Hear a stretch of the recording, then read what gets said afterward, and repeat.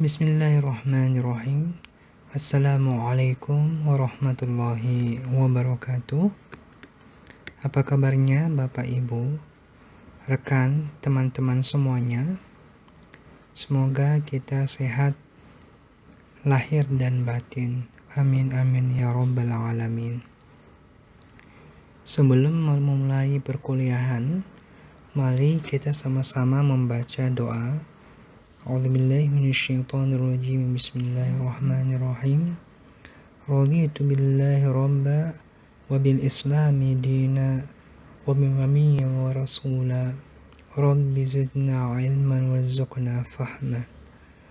Rabbi shrah lana sadrana wa yassir lana umurana wahlul 'uqdatam min lisani yafqahu qawlana.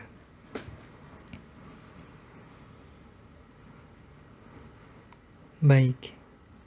Saat ini kita tiba di pertemuan kedua. Dalam pertemuan kedua ini, kita akan mempelajari terkait makharijul huruf. Baik, kita lihat slide selanjutnya. Bagian pertama terkait definisi makharijul huruf atau definisi makharaj huruf. Makhraj ditinjau dari morfologi, berasal dari kata fi'il madhi kharaja yang artinya keluar, lalu dijadikan berwazan maf'ul yang bersifat isim makan, maka menjadi makhraj. Bentuk jamaknya adalah makharij atau makharijul huruf jika digabungkan, yang berarti tempat-tempat keluarnya huruf. Secara bahasa, makhraj artinya tempat keluar, sedangkan menurut istilah, makhraj adalah suatu nama tempat yang pada huruf dibentuk atau diucapkan.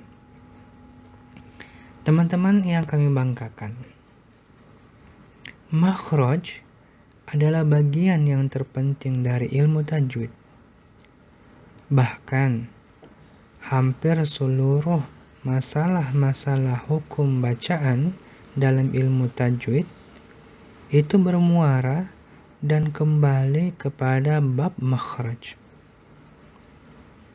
Oleh karenanya, menjadi suatu keharusan bagi orang yang akan membaca Al-Quran terlebih dahulu mempelajarinya. Ibnu Jazari dalam Muqaddimah Jazariyah menyebutkan, orang yang akan membaca Al-Quran diwajibkan terlebih dahulu mengetahui makhraj huruf dan sifat-sifatnya, agar ketika membaca Al-Quran dia dapat melafalkan dengan fasih. Oleh karenanya, Al-Quran harus dibaca dengan bacaan atau tilawah yang sebenarnya, yaitu harus mengikuti aturan-aturan dalam membacanya, seperti harus benar makhraj hurufnya, panjang pendeknya, cara berhenti, dan lain sebagainya. Hal ini sebagaimana kita ketahui dalam firman Allah Subhanahu wa taala, A'udzubillahi minasyaitonirrajim. Alladzina atainahumul kitaba yatlunahu haqqa tilawatihi ulaika yu'minuna bihi wa man yakfur bihi fa ulaika humul khasirun.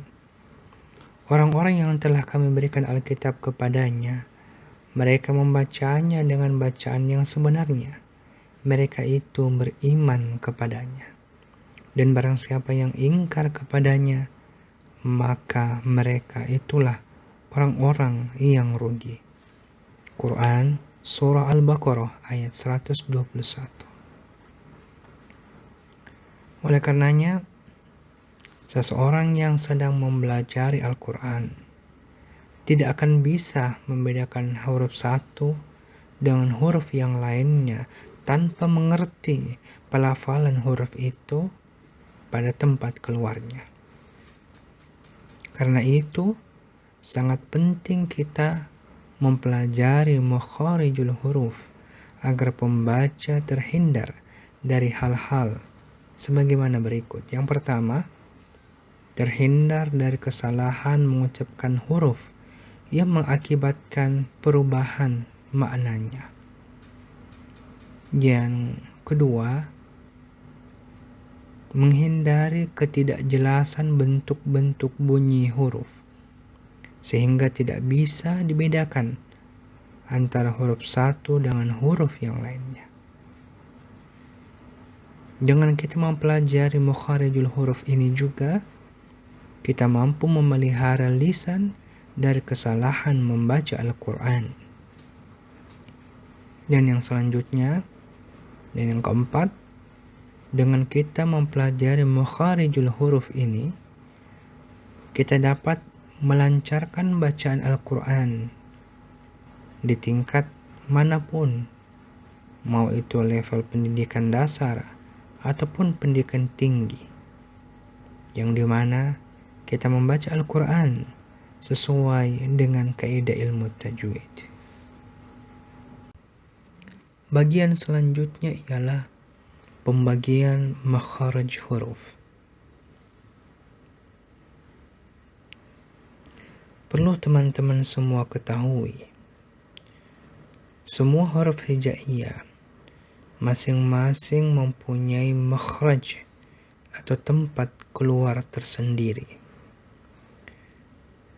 Secara umum, jumlah makhraj huruf terbagi menjadi 17 bagian menurut pendapat terpilih dan disepakati para ahli ilmu Al-Quran. Berikut ini adalah rinciannya. Yang pertama ialah al-jauf, kelompok rongga mulut. Ada satu makhraj di situ. Nanti kita akan bahas di slide selanjutnya. Dan yang kedua ada halaq, kelompok tenggorokan. Ada 3 makhraj di situ. Dan yang ketiga ada al-lisan, kelompok lidah. Ada 10 makhraj di situ. Dan yang keempat ada asyafatain atau kelompok 2 bibir, di mana ada 2 makhraj di situ. Dan yang kelima ada al-khayshum, kelompok rongga hidung. Ada 1 makhraj di situ. Nah, baik. Kita pindah ke slide selanjutnya. Al-jauf. Al-jauf artinya rongga tenggorokan dan mulut. Pada rongga mulut hanya ada 1 makhraj, yaitu makhrajnya huruf mad. Waw, alif, ya. Alif setelah fathah, waw mati setelah dhamma, ya mati setelah kasrah. Huruf-huruf ini dinamakan huruf hawaiyah. Sebagaimana Bapak Ibu, teman-teman semua bisa melihat di gambar. Kita lihat slide selanjutnya. Bagian yang kedua ialah kelompok al-halaq, yang berarti tenggorokan. Pada bagian ini terdapat 3 makhraj.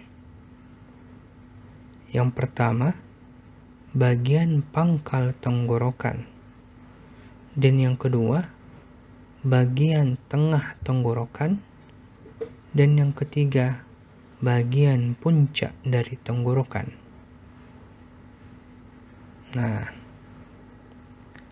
adapun bagian pangkal tenggorokan, yaitu makhrajnya huruf A dan H. Adapun bagian tengah tenggorokan ada huruf ain, dan ha. Sedangkan untuk di puncak tenggorokan ada ghain dan kha. Dan biasanya huruf-huruf yang keluar dari tenggorokan dinamakan dengan huruf halaqiyah. Huruf halaqiyah. Baik, kita lanjut ke slide selanjutnya. Bagian kelompok yang ketiga yaitu al-lisan. Kelompok bagian lidah. Yang seperti Bapak Ibu, teman-teman bisa lihat ada cukup banyak yang berada dalam kelompok ini. Kalau kita baca satu persatu, ada huruf qaf, kaf, jim, shin, ya, dha, lam, nun, ra, ta, dal, ta, dha, tha, dha, sa, zai, sin. Nah, adapun cara membacanya dan seperti Bapak Ibu teman-teman bisa melihat di gambar. Lihat posisi-posisinya. Bunyi huruf qaf keluar dari pangkal lidah dekat dengan kerongkongan yang dihimpit ke langit-langit mulut bagian belakang.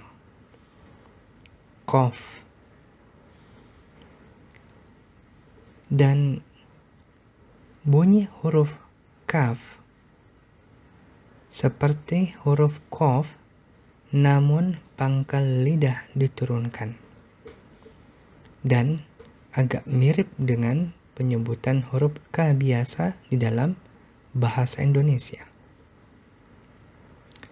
Adapun bagian yang selanjutnya, huruf jim, shin, dan ya keluar dari tengah-tengah lidah bertemu dengan menepati langit-langit bagian atas. Selanjutnya, bunyi huruf dha keluar dari dua sisi lidah atau salah satunya bertemu dengan gigi geraham. Selanjutnya, bunyi huruf lam keluar dengan menggerakkan semua lidah dan bertemu dengan ujung langit-langit. Selanjutnya, bunyi huruf nun itu keluar dari ujung lidah di bawah makhraj huruf lam. Sedangkan bunyi huruf ra keluar dari ujung lidah sama seperti dengan memasukkan punggung lidah. Selanjutnya bunyi huruf ta, dal, dan ta keluar dari ujung lidah yang bertemu dengan gigi bagian atas. Selanjutnya untuk bunyi huruf dari shad, zai, dan sin keluar dari ujung lidah yang hampir bertemu dengan gigi depan bagian bawah. Dan yang terakhir, bunyi huruf dari tha, dha, dan dha ujung lidah keluar sedikit bertemu dengan ujung gigi depan bagian atas. Bapak Ibu, teman-teman bisa melihat di gambar untuk posisinya. Bagian yang selanjutnya, kelompok dari asyafatain. Dari dua bibir, kelompok dua bibir, huruf yang keluar dari dua bibir adalah huruf-huruf dari fa, waw, ba, dan mim. Huruf fa keluar dari bibir bagian dalam bertemu dengan ujung gigi atas. Sedangkan huruf mim dan ba dengan menempelkan dua bibir, sedangkan waw dengan memonyongkan bibir. Bapak, Ibu, dan teman-teman bisa melihat gambar untuk mengetahui posisinya. Baik, kita melangkah ke slide selanjutnya. Bagian yang selanjutnya yaitu al-khayshum atau kelompok pangkal hidung. Dimana kalau kita ingin menelusuri huruf yang keluar dari rongga hidung dinamakan gunnah atau dengung.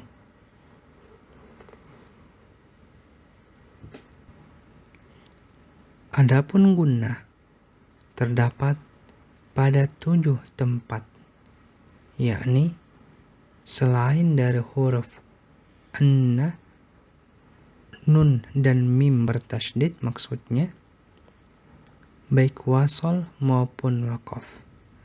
Selain itu juga ada yang lain yang bisa masuk dalam golongan ini.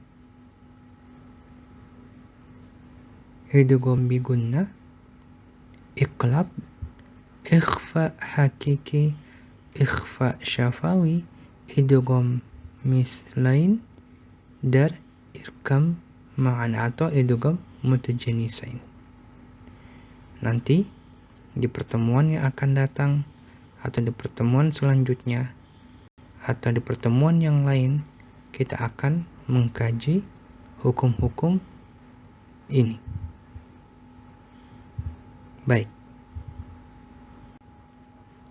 Baik Bapak Ibu, kita masuk dalam bagian latihan. Mari Bapak Ibu kita belajar bersama-sama. Bapak Ibu, teman-teman sekalian, kita berlatih dengan membaca latihan 1 dan latihan 2. Latihan 1 dan latihan 2. Kita buatkan videonya, lalu dimasukkan link. Linknya ini bisa dalam bentuk YouTube atau Google Drive. Pastikan bisa terbuka dan link tersebut dikirim di kolom tugas di portal akademik. Adapun deadline-nya ialah 1 minggu dari sekarang. Baik, Bapak rasa cukup? Kita ketemu di minggu depan.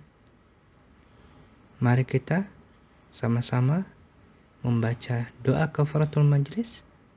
Subhanakallahumma bihamdika asyhadu an la ilaha illa anta astaghfiruka wa atubu ilaik. Assalamualaikum warahmatullahi wabarakatuh.